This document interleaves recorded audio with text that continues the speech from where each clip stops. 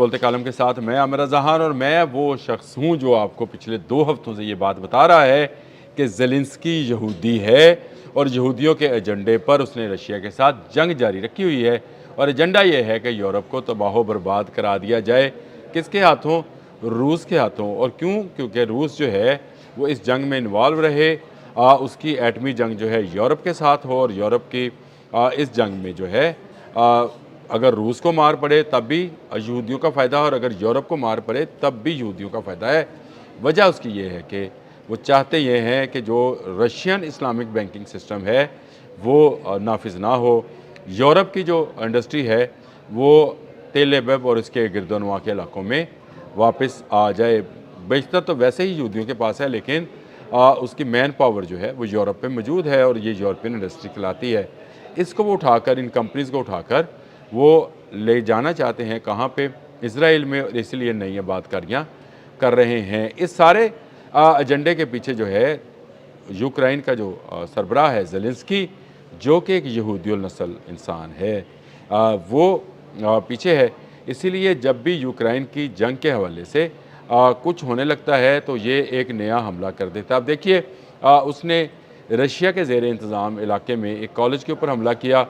20 लोग जो हैं या स्टूडेंट जो हैं वो हलाक हुए और उसका बदला जो है रशिया ने एक बड़े हमले की सूरत में लिया जो कैफ पे किया गया था। इस हमले में तकरीबन 600 खुदकुश ड्रोन्स और तकरीबन 90 के करीब जो मिसाइल हैं, जिनमें एटमी वॉर हेड ले जाने की सलाहियत रखने वाले बैलिस्टिक मिसाइल और सैनिक भी शामिल हैं।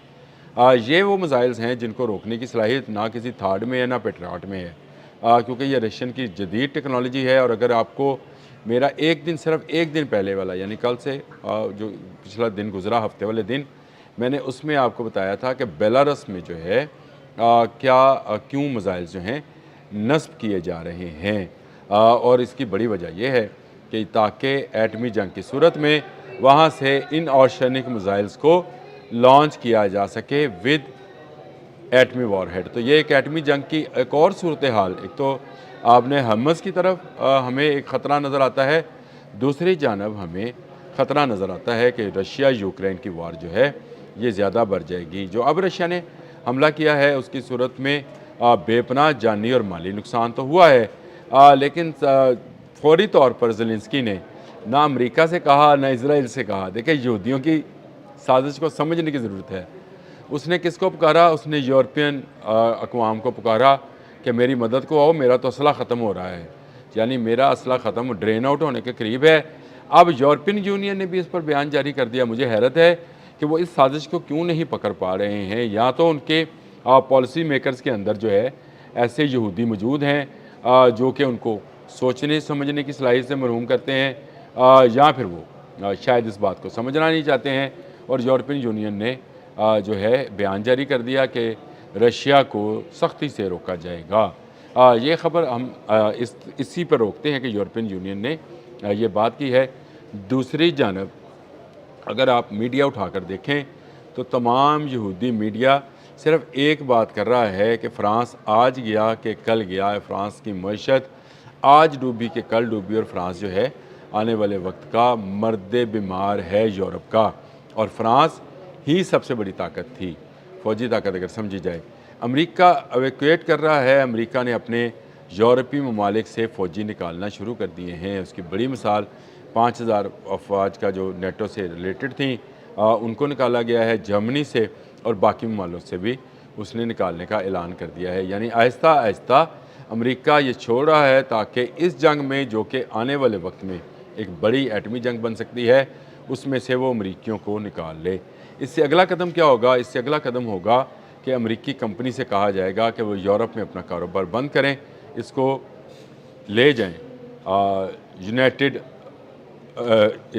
अरब अमेरिकन स्टेट्स में, यानी यूएई की तरफ नहीं, इज़राइल की तरफ इसको ले जाएं। वैसे डोनाल्ड ट्रंप ने एक नक्शा भी जारी किया है और उसने उसमें ईरान को जो है अमेरिका की एक रियासत जो है वो दिखाया है। लेकिन चले छोड़े उसको, बात तो वहीं पर है कि यूरोप को फंसाने के लिए ज़ेलेंस्की ने यानी यहूदियों ने ये एक कार्ड खेला।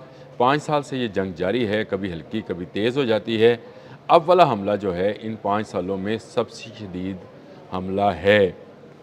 और उसको रशिया ने कहा है कि जी क्योंकि इन्होंने हमारे यूनिवर्सिटी के यहाँ कॉलेज या जो भी उसको तलीमी दरसगाह थी उसके बच्चों को मारा है, इसलिए हम इनको नहीं छोड़ेंगे। तमाम वो फैक्ट्रीज़ जहाँ पर असला साजी की जाती है यूक्रेन के अंदर, उनको भी निशाना बनाया गया है, शहरी आबादी को भी निशाना बनाया गया है।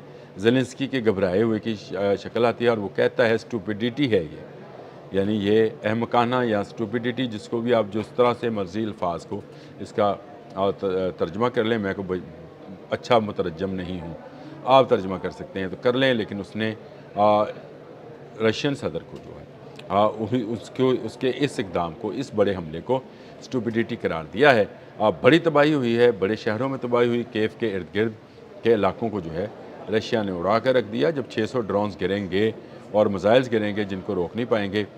वैसे ड्रोन से मुझे याद आया, क्या बेचने गए थे ये यूक्रेन वाले मुत्तहिदा अरब अमारात और सऊदी अरब में anti drone missile, anti drones.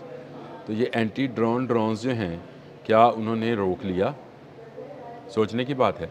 क्या उन्होंने रोक लिए? ये 600 ड्रोन्स सारे के सारे अपने निशानों पर लगे, बिल्डिंग्स की बिल्डिंग्स तबाह हो गई।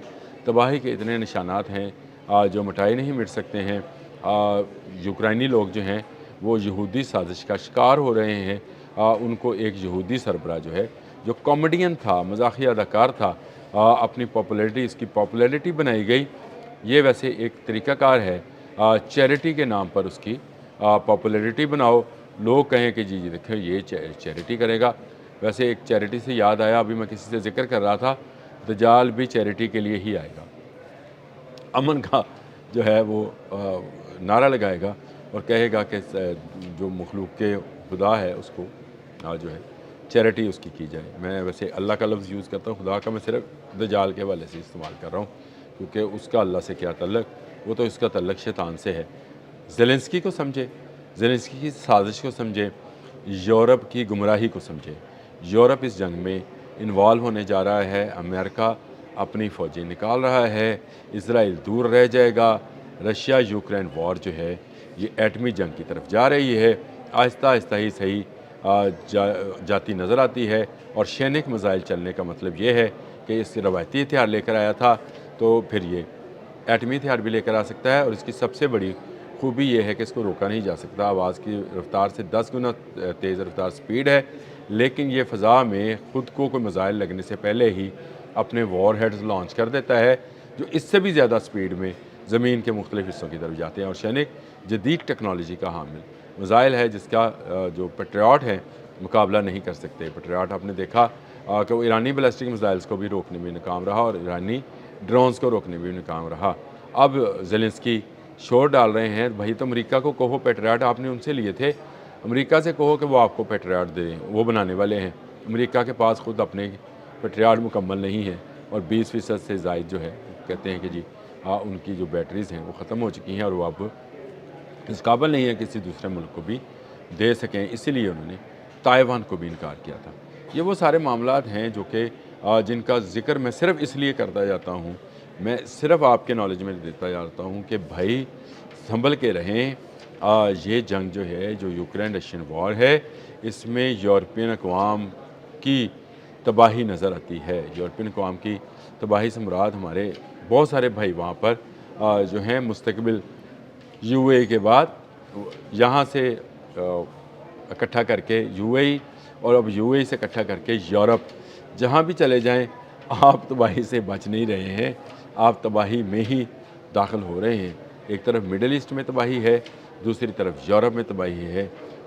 बचेगा कौन? अमेरिका और इज़राइल। ये है वो प्लान जो कि जिस पर अमल दरामद शुरू हुआ। ज़ेलेंस्की यहूदियों का एक सहूनी मोहरा है, पपट है, जो कि यूरोप और रशिया को आपस में एटमी जंग के दहाने तक लेके जाएगा। कब ले तक जाएंगे ये, आज जाएं कल जाएं, सुलह तो होने वाली नहीं है। ये इसी तरह से जंग जारी रहेगी, लेकिन बहुत जल्द आपको नज़र आएगा कि ये जंग एटमी जंग में तब्दील होगी। अभी इसमें फ़्रांस और बरतानिया ने दाखिल होना है और उसके बाद रशिया ने इनके दर पे होना है। अगला व्लॉग मिडल ईस्ट पे करूँगा, लेकिन ये बड़ा ज़रूरी था कि आपको बताता जाऊँ कि भाई ज़ेलेंस्की यहूदी है और यहूदी साजिश का एक करिश्मा ये है कि वो यूरोप को तबाह करना चाहते हैं। अब तक के लिए इतना ही। अल्लाह हाफ़िज़।